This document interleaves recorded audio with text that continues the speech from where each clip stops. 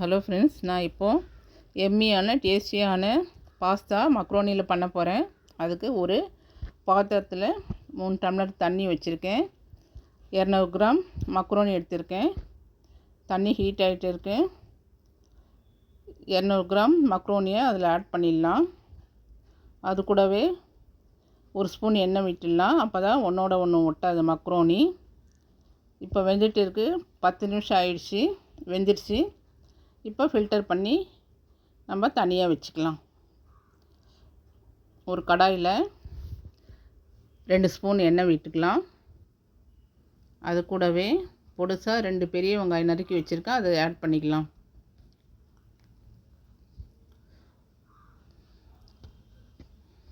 வதக்கிக்கலாம். நெக்ஸ்ட்டு தக்காளி 2 மிக்சியில் அரைச்சி வச்சுருக்கேன், விழுது, அதையும் போட்டு வதக்கிக்கலாம். நெக்ஸ்ட்டு இஞ்சி பூண்டு விழுது 1/4 ஸ்பூன் வச்சுருக்கேன், அதையும் வதக்கிக்கலாம். அடுத்து காஷ்மீரி மிளகாய் தூள் 1/4 ஸ்பூன்.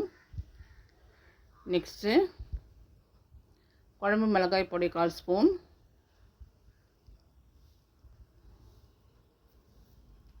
உப்பு தேவையான அளவு.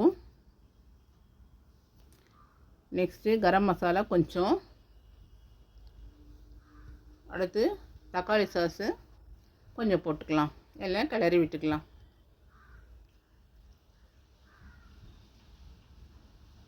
நல்லா வதக்கிக்கலாம். பச்சை வாசனை போகிற அளவுக்கு வதக்கிக்கலாம்.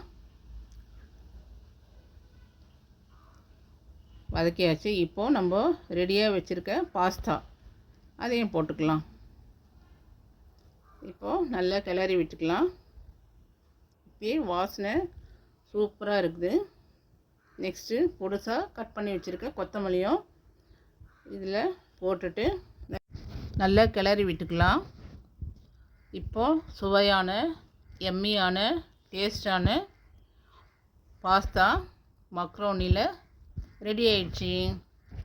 நீங்களும் வீட்டில் செய்து பார்த்துட்டு கமெண்டில் சொல்லுங்கள் எப்படி இருக்குதுன்னு சொல்லிட்டு. Thank you. Bye bye.